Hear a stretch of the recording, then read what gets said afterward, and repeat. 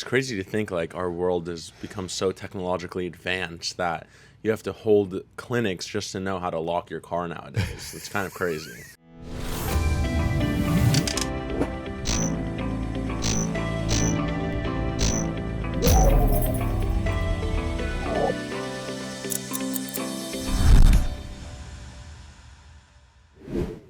So Hyundai has holding clinics around the country on essentially how to lock your car. Wow. Because, so apparently Hyundais are a highly sought after car for thieves, and it's very easy to use like their little remote lock and unlock thing. It's easy for hackers to get into your car and then remote start it or do whatever they need to do to take your car from you. So they had to issue a software update. The problem is no one knows how to do a software update on their car. So they are holding clinics in major American cities and doing like remote Zoom clinics for people that don't live in like New York and LA on how to update the software on your Hyundai. And I think that's just great. It's crazy to think like our world has become so technologically advanced that you have to hold clinics just to know how to lock your car nowadays. It's kind of crazy. Yes. And it all goes One back. way to frame it. Yes. I actually don't even lock my car, whether it's... What? I just don't. If they take it, they I take feel it. they take it, we'll find it, or the insurance will take care of it. It's almost better they take it. But no, I need to do. I know, like when I just purchased a car like a year ago, and they try to walk me through how to get my phone, like download an app and have the phone linked to the car just in case I ever lock my keys in there or I lose my key. And yeah, I haven't done that. It's just too much work.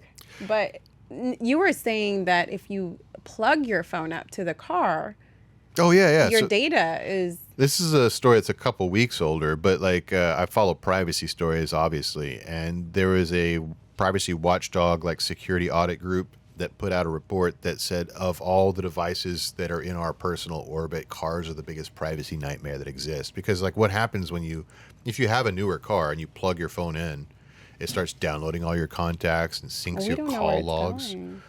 Well, you know one place where it's going. It's going in your car into that little computer that any hacker can just pop your hood and get out, right? So if you are worried about surveillance or Big Brother, don't park your car in an open space. Don't put it in a parking lot because someone could just pop the hood and take all your data.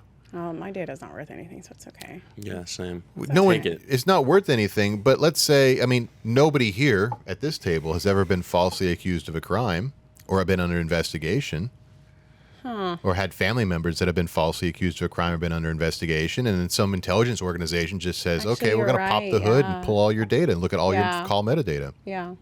Yeah. So, you're right. And that's something that wouldn't require a warrant for, or probably could argue their way out of requiring a warrant for. You never know who they send over. It's in an open space. There's no expectation of privacy. Some sort of argument would be made like that. Kind of crazy to think about. Very scary. Mark always has stories to make sure you go home and freak out. Yeah. Right. I don't know how to protect my kids at this point. It's impossible. Flood the zone. Just put all kinds of... That's interesting. I wonder if other brands of car or other vehicles, that will start doing the same with the, like Zoom and software updates and all that stuff. Yeah. Well, I can't imagine that like cars like Teslas are very far behind. The Teslas are far more integrated with the computer system than any other car on the road, right? For sure. You don't even have a dashboard. It's like a big giant like iPad thing. Wait, what do you mean far behind?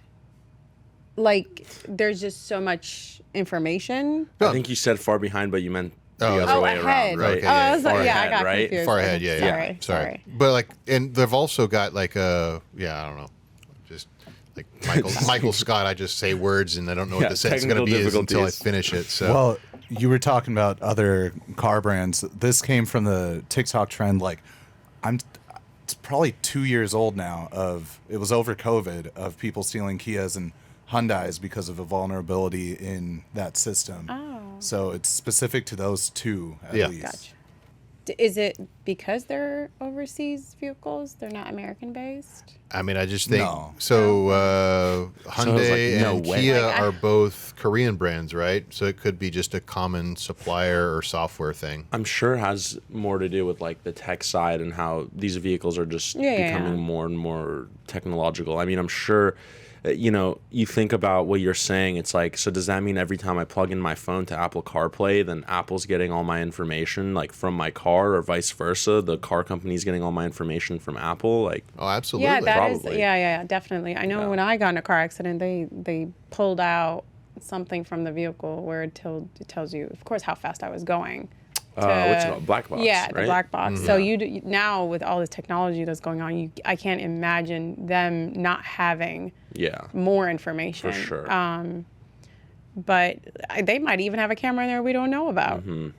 See if you're on your phone or not. Hey, thanks for watching The Merge. We've got a ton more stuff for you to watch on YouTube, on Instagram, on TikTok, everywhere. Check us out.